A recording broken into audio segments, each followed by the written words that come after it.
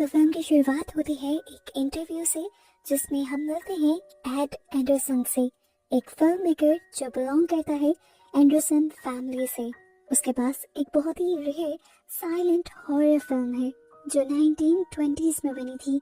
ये फिल्म उसके great grandfather ने बनाई थी और इसको फिलिपीनियंस की सबसे पहली साइलेंट हॉरर फिल्म माना जाता है। काफी टाइम तक लोग ये सोचते थे कि ये फिल्म वॉर के दौरान कहीं गुम हो गई, मगर अब ये फिल्म मिल चुकी थी, लेकिन उसके कुछ इम्पोर्टेंट सीन गायब थे। कोई नहीं जानता था कि क्या वो शूट नहीं किए गए या सेंसर किए गए या फिर वो बर्बाद हो गए। एड इंटरव्यू में कहता है कि वो फिल्म एक क्रिएटिव प्रोजेक्ट नहीं है, सिर्फ वो मेरे ग्रैंडफादर का फिलिपिनो फोकलोर के साथ एक कनेक्शन भी है। इंटरव्यू के दौरान ही हमें पता चलता है कि जितनी बात ऐड कर रहा था वही बस इस फिल्म की हिस्ट्री नहीं थी। इस फिल्म के शूटिंग के दौरान ऐड की ग्रेट ग्रैंडफादर के ऊपर एक इल्जाम भी लगा था, जो कि फिल्म की लीड एक्ट्रेस ने लगाया था। पर उस इल्जाम की हकीकत क्या है, आज तक कोई इस बात का पता नहीं चला पाया। खैर, एड इस टॉपिक को बदल देता है और कहता है कि हम जो फिल्म रिस्टोर कर रहे हैं इसका काम 10 सालों से चल रहा है और इसमें मेरा साथ मेरे बहुत अच्छे दोस्त और फिल्म मेकर रुएल भी दे रहे हैं। दोनों मिलकर हम मिसिंग फुटेज भी ढूंढ रहे हैं। जैसे ही हमें वो मिलेगी हम फिल्म को ऑन एयर भी करेंगे। इन सब बातों के बाद इंटरव्यू खत्म हो जाता है और एड घर आकर सो जाते हैं। इसी घर में हम उनके बेटे सिरिल को भी देखते हैं। अचानक किसी शोर से सिरिल की आंख खुलती है और वो इसी शोर और इन्हीं आवाजों से अट्रैक्ट होते हुए बाहर चला जाता है। और इस वक्त जो उसे सामने दिखाई देता है उसे देखकर वो वहीं पर बुत बन जाता है। ये कहना ज्यादा बेहतर होगा कि वो डर से शॉक रह गया था। यहाँ पर एक डरावनी एंटिटी थी, एक भूत था जिसे हमें नहीं दिखाया जाता और सीन यहाँ से कट हो जाता है। उस दिन वहाँ क्या हुआ कुछ नहीं बताया गया और फिर काफी साल गुजार दिए गए और अब प्रेजेंट टाइम में हमें बड़े हुए सिरिल को दिखाया गया, जो अपनी फैमिली की लेगेसी नहीं चला रहा। वो अब फिल्म मेकिंग नहीं करता, वो एक नॉर्मल सा एड एडिटर बनकर रह गया है, जबकि उसके डैड एड एंडरसन की अभी कुछ दिन पहले ही मौत हो गई है।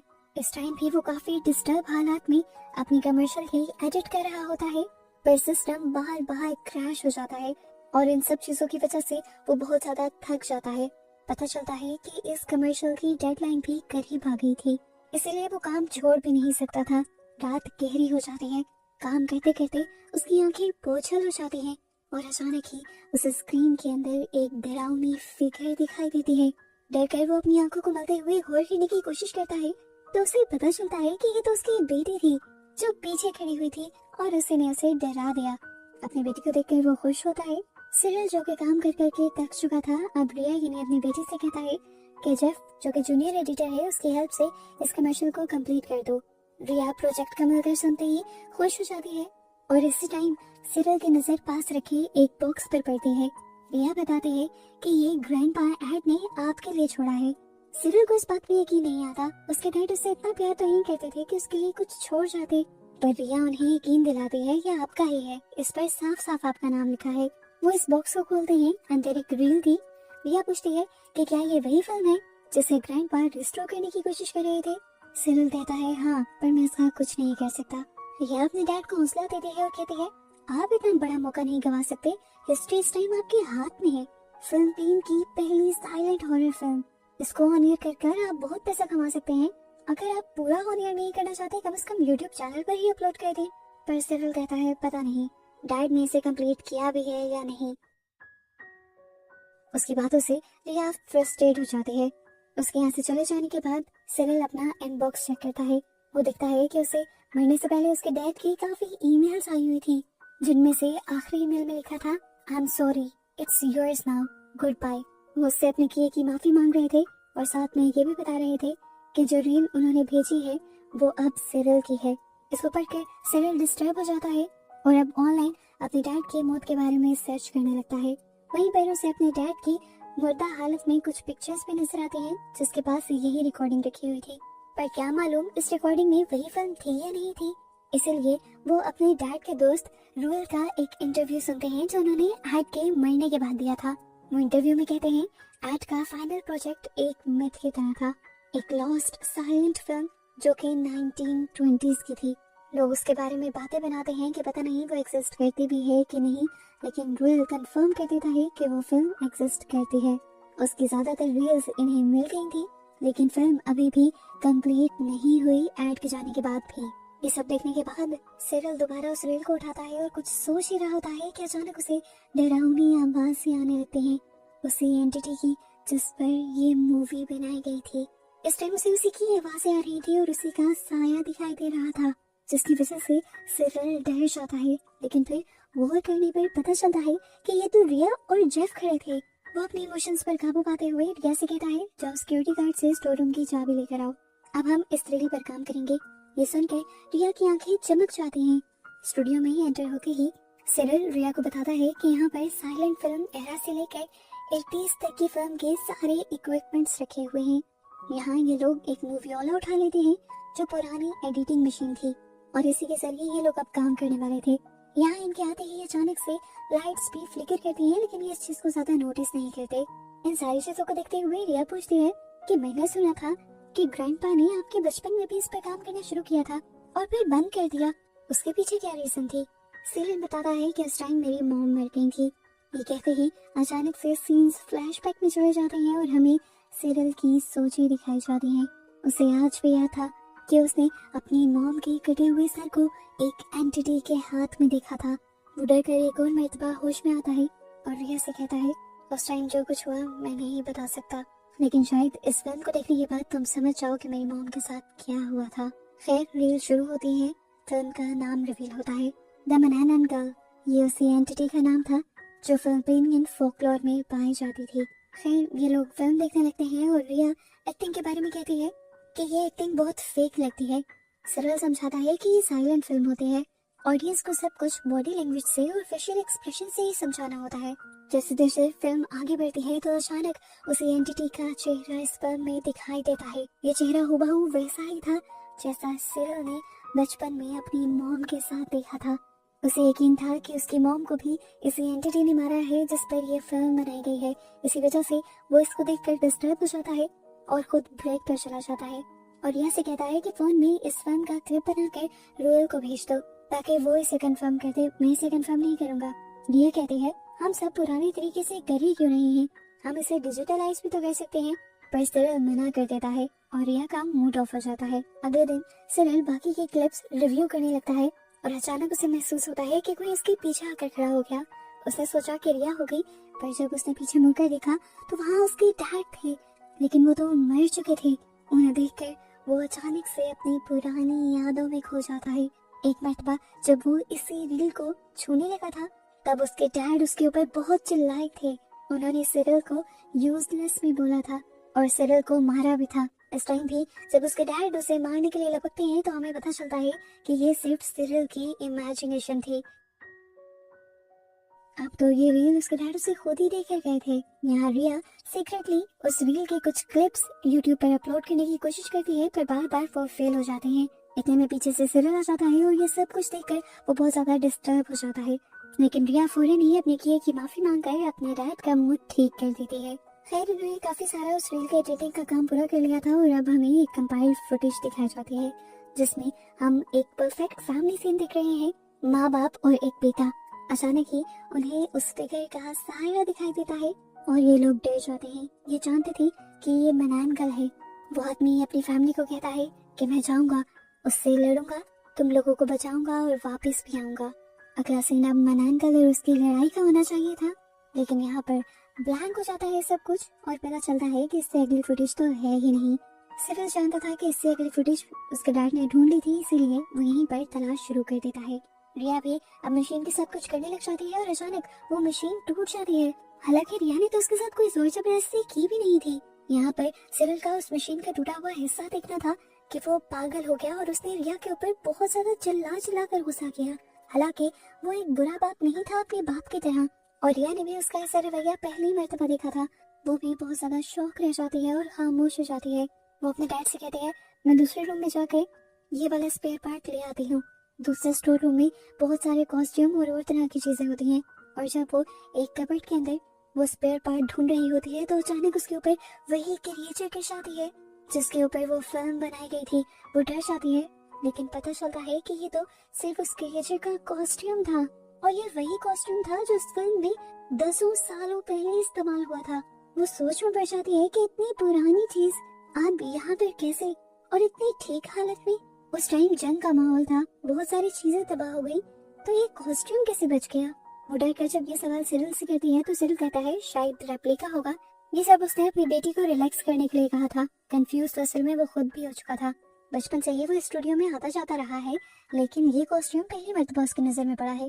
खैर ये लोग दोबारा रील सेट करने में लग जाते हैं और इतने में जेफ आकर इनसे कहता है इससे यहाँ तो कमर्शियल पूरी नहीं होगी, डेडलाइन भी आ जाएगी। सिरिल उससे कहता है जाओ जाके डेडलाइन एक्सटेंड करवा दो, हम नहीं आ रहे। जेफ जब उनके ऊपर गुस्सा होता है तो सिरिल उसे भी डांट कर निकाल देता है और ऐसे कहता है जानबूझ कर कर रहा है ये लड़का, इसे पता है कि हम लोग कितना करीब पहुंच गए हैं मंजिल के, हम इससे आगे ना निकल जाएं इसीलिए ये कर रहा है। सिरिल के सर पे जिन्होंने इतना ज्यादा चढ़ गया था कि आधी रात को भी वो जाकर रिया को उठा देता है और उसे कहता है जल्दी प्रीव्यू तैयार करो, अंकल रोयल आ रहे हैं ये सब कुछ देखने के लिए। अगले जो क्लिप्स उन्हें मिल गए थे, इन क्लिप्स में मनैन गर्ल उस बच्चे के पास पड़ी थी जिसे उसके माँ बाप बचाने की कोशिश कर रहे थे। वो बच्चा बहुत ज्यादा डर जाता है। क्रिएचर का साया जैसे ही उस बच्चे के ऊपर पड़ता है तो वो बच्चा डर के नीचे जमीन पर गिर जाता है और एक और मर्तबा स्क्रीन ब्लैंक हो जाती है। सिरिल और रिया दोनों को ये गुस्सा आ जाता है कि एंडिंग अभी भी गायब थी। यहाँ रोयल बाहर बैठा वेट कर रहा था और इस टाइम उसके हर एक्शन में हम डर को वाजिया फील कर पा रहे थे। अब जैसे ही ये लोग रोयल को अंदर बुलाते हैं एडिटिंग कंप्लीट दिखाने के लिए, तो यहाँ रोयल उस रील को ही उठाकर तोड़ने लग जाता है और सिरिल उसे ऐसा करता देखकर शॉक रह जाता है और उन्हें ऐसा करने से मना करता है। अंकल जब मना नहीं होते तो वो अंकल के ऊपर चिल्लाता भी है और उल्टा अंकल भी फिर उसके ऊपर चिल्लाते हैं और कहते हैं मैं तुम्हारे डैड को भी मना करता रहा, समझाता रहा कि ये मूवी कर्स्ड है, श्रापित है, तुम लोगों की जान ले सकती है, लेकिन ना तुम्हारे बाप ने सुना ना तुमने। पहले इस फिल्म की वजह से तुम्हारी माँ की जान गई, फिर सालों बाद जब दोबारा उसने इसी फिल्म पर काम करना शुरू किया तो उसकी जान चली गई और अब तुमने ये काम करना शुरू कर दिया है। सिरिल को उसकी बातों पर यकीन नहीं आ रहा था, तो अंकल ने उससे पूछा क्या तुमने मनैन गर्ल का कॉस्ट्यूम देखा है। वो हाँ में जवाब देता है तो अंकल उस कॉस्ट्यूम को मांगते हैं। जब ये लोग वहाँ कॉस्ट्यूम लेने के लिए जाते हैं तो कॉस्ट्यूम इस टाइम वहाँ नहीं था। ये लोग पागलों की तरह उस कॉस्ट्यूम को ढूंढने लगे और तभी अचानक मनैन गर्ल अंकल रोयल के सामने आकर खड़ी हो गई। दूसरी तरफ हमें दिखाया जाता है कि रिया इन सारी चीजों के बाद बहुत ज्यादा कंफ्यूज हो गई थी कि आखिर इस मूवी में ऐसा था क्या जिसकी वजह से ये सब कुछ हो रहा था। वो जब गूगल करती है तो उसे बहुत सी अनसेटलिंग चीजें मिलती हैं। इस मूवी की लीड एक्ट्रेस स्टेला इस मूवी को करने के बाद ज्यादातर मेंटल हॉस्पिटल में रही। यहीं पर रिया को एक रिकॉर्डिंग भी मिलती है जहाँ पर स्टेला उसके ग्रेट ग्रैंडफादर के ऊपर उसकी इज्जत को खराब होने का इल्जाम लगा रही थी। वो कहते हैं कि जिस सेट पर ये लोग काम कर रहे थे वहाँ से कुछ अननेचुरल चीजें भी उसके सामने आ गई हैं और वो उन अननेचुरल चीजों को किसी एंटिटी का नाम नहीं देती, ये नहीं कोई भूत वगैरह नहीं कहती। वो कहती है कि मेरी शर्म, मेरे गुस्से और मेरे दर्द ने एक सुपर नेचुरल रूप ले लिया है और वही अब मनैन गर्ल बन गई है और वो मनैन गर्ल इस पूरी फैमिली को श्राप देती है। एंडरसन की ब्लड लाइन का कोई भी जिंदा नहीं बचेगा, मैं सबको मार डालूंगी। इस टाइम पर जेफ वहाँ आ जाता है जहाँ पर रिया बैठ के रिसर्च कर रही थी। वो सबसे कहता है साइड प्रोजेक्ट करते रहो, अपना काम ना करना। वो कहता है ये रील में उठा कर लेके जा रहा हूँ, जब तक अब कमर्शियल फिनिश नहीं होती कोई ये काम नहीं करेगा। हालांकि रिया उसे रोकती रह जाती है लेकिन वो कॉरिडोर में चला जाता है और इस टाइम उसके सामने आ जाते हैं मनैन गर्ल। अचानक मनैन गर्ल उसके सामने से गायब होकर उसके पीछे आ जाते हैं और फिर सीन यहाँ से कट हो जाता है। बात साफ यही थी कि उसने जेफ को मार डाला। यहाँ पर सिरिल जब रोयल को स्टोर रूम में ढूंढ रहा था तो अचानक उसके सामने मनैन गर्ल आ गई। वो उससे बचने के लिए भागता है और साथ में रिया को भी बचाने का सोचता है और जैसे ही रिया तक पहुँचता है तो उसे मनैन गर्ल रिया के ठीक पीछे खड़ी दिखाई देती है, लेकिन फिर अगले ही पल वो दोबारा गायब हो जाती है। यहाँ पर सिरिल रिया से पूछता है कि रील्स कहाँ गई। वो बताते हैं कि जेफ ले गया और यहाँ सिरिल का गुस्सा बहुत ज्यादा बढ़ जाता है और वो चिल्लाने लगता है। यह एक और मर्तबा उससे माफी मांगती है पर सिरिल चिल्ला के कहता है प्लीज चली जाओ यहाँ से। रिया भी चली जाती है और सिरिल अकेला रह जाता है, थका हारा। रिया ने आज अपनी मॉम को कॉल करके बताया कि सिरिल बहुत ज्यादा अजीब बिहेव कर रहा है। हालांकि वो और उसकी मॉम जानते थे कि सिरिल कभी भी ऐसा बिहेव नहीं करता, वो एक बहुत ही काम रहने वाला इंसान था, फिर पता नहीं ऐसे क्यों कर रहा था। उसकी मॉम कहती है रुको मैं खुद आकर देखती हूँ। सिरिल अब उसे में ड्रिंक करने लग गया था और अचानक ही उसे मनैंगल दिखाई देती है जिसकी अब बॉडी सिर्फ आधी थी। उसकी बॉडी का ऊपर वाला आधा हिस्सा नजर आ रहा था। इस टाइम सिरिल उससे डरा नहीं बल्कि उसके पीछे जाने लगा। वो उसे लेकर स्क्रीनिंग रूम में चली गई जहाँ पर उसने देखा कि एक रील रखी हुई थी और इस पर एंडिंग लिखा था। मनैंगल ने उससे कहा कि इसे सेट करो। रील को ऑन करने पर उसे रील के अंदर दिखाई देता है एक लड़का जिसके सामने उसकी माँ की लाश थी। हालांकि उसको मनैंगल ने मारा था लेकिन उसके डैड उसकी मॉम के मरने का सारा इल्जाम उसके बेटे पर डाल रहे थे, ये कहते हुए कि तुम्हें बचाने के चक्कर में तुम्हारी माँ चली गई और मैं भी तुम्हें बचाने के चक्कर में उसे बचा ना पाया। ये सीन सिरिल को अपने बचपन से मिलता जुलता लगता है। उसे याद आता है कि उसकी मॉम भी उसके डैड से जब काफी ज्यादा नाराज थी और उन्हें छोड़कर जाने वाली थी तब उसके डैड पास आए थे उसके। उन्होंने कहा देखो तुम्हारी मॉम तुम्हें छोड़कर जा रही है, तुम डरना मत, तुम सो जाओ, मैं कुछ ऐसा करूंगा कि तुम्हारी मॉम हमेशा हमारे साथ रहे। इससे आगे वो कुछ भी सोचना नहीं चाहता था, देखना नहीं चाहता था, इसीलिए उसने अपनी सोचों को झटका और यहाँ सीन प्रेजेंट में आ गया। हमने देखा कि मनैंगल सिरिल के बिल्कुल सर पर खड़ी हुई थी। वो डरावनी एंटिटी वो मनैंगल के सर पर हाथ रखे कहती है या तो इसे कंप्लीट करो या मैं तुम्हें मार दूंगी। सिरिल डरते हुए कहता है रुको, मैं इसे पूरा कर सकता हूँ। दूसरी तरफ अब हमें रिया को दिखाया जाता है जिस बिल्डिंग से बाहर जाना चाहती थी वहाँ वो जेफ और सिक्योरिटी गार्ड की डेड बॉडी देखकर डर जाती है और इतने में ही अचानक कोई उसके कंधे पर हाथ रखता है। पीछे मुड़कर देखा ये मनैंगल थी जिसे देखकर वो चिल्ला गई और यहाँ स्क्रीन ब्लैक हो गई। यहाँ क्या हुआ नहीं पता चला। कुछ देर बाद हमें दिखाया जाता है कि रिया की मॉम भी इसी पोस्ट हाउस में आती है। असल में जिस घर में ये लोग रहते थे उसको पोस्ट हाउस के नाम से जाना जाता था। वो यहाँ पर आकर रिया को ढूंढने लग जाते हैं और उन्हें एक जगह जमीन पर रिया का बैग पड़ा मिलता है। वो वहीं आगे स्टूडियो की तरफ बढ़ना शुरू करते हैं और अचानक मनैंगल उनके भी सामने आ जाती है और यहाँ बस हमें एक चीख सुनाई देती है और स्क्रीन दोबारा से ब्लैक हो जाती है। अगले सीन में हमें रिया एक कुर्सी से बंधी दिखाई दे रही थी जिसका मतलब था कि मनैंगल ने उसे नहीं मारा। सामने वाले टेबल पर उसकी मॉम का कटा हुआ सर था जिसे देखकर वो चिल्ला दी। सिरिल जिसे ये आवाज आई वो आवाज का पीछा करते हुए यहाँ आया लेकिन अपनी वाइफ की डेड बॉडी देखकर वो बिल्कुल हैरान नहीं हुआ। उल्टा उसने रिया से भी कहा शांत हो जाओ, शांत हो जाओ। साफ पता चल रहा था कि इस टाइम वो मनैंगल की पोजेशन के अंदर है। मनैंगल ने उसकी बॉडी पर उसके दिमाग पर कब्जा कर लिया है। अब वो जबरदस्ती वो फिल्म रिया के सामने ऑन कर देता है और कहता है कि ये तुम्हारे लिए एक प्राइवेट प्रीमियर है। अब बताओ कि इसकी एंडिंग को किस तरह सेट करना चाहिए। एंडिंग क्रिएचर को दिखाते हुए होनी चाहिए या उस बच्चे को दिखाते हुए। रिया कहती है मुझे नहीं पता। ये सुनकर सिरिल चिल्ला देता है और कहता है क्या फायदा तुम्हारी फिल्मिंग स्कूल में इतने हजारों देने का। तुम्हारी फीसों की वजह से मैं यहाँ कमर्शियल एडिट कर कर मर गया। मैंने अपना ख्वाब छोड़ दिया, फिल्म नहीं बनाई और तुम ये कह रही हो कि तुम्हें कुछ नहीं पता। उसकी आवाज इतनी धीमी इतनी अजीब थी कि ऐसा लग रहा था कि जैसे उसकी आवाज से बोल कोई और रहा हो। यहाँ पर रिया रोने लग जाती है और उसके रोते हुए सिरिल कहता है तुम मेरा दर्द महसूस करोगी, तुम मेरा दर्द महसूस करोगी रिया। यहाँ स्क्रीन पर भी अब मनैंगल रिया की तरफ बढ़ने लगती है और यह इन सारी चीजों से डरकर अपने आप को आजाद करवाने की कोशिशों में लग जाती है और अचानक यहाँ की लाइट्स भी बंद हो जाती हैं। जैसे ही रिया के ऊपर वो क्रिएचर अटैक करने ही वाली होती है रिया यहाँ पर पड़ा हुआ एक चाकू उठाकर उस क्रिएचर के अंदर स्टैब कर देती है। उसे लगा कि उसने उस क्रिएचर को मार दिया लेकिन क्रिएचर सिर्फ जख्मी थी।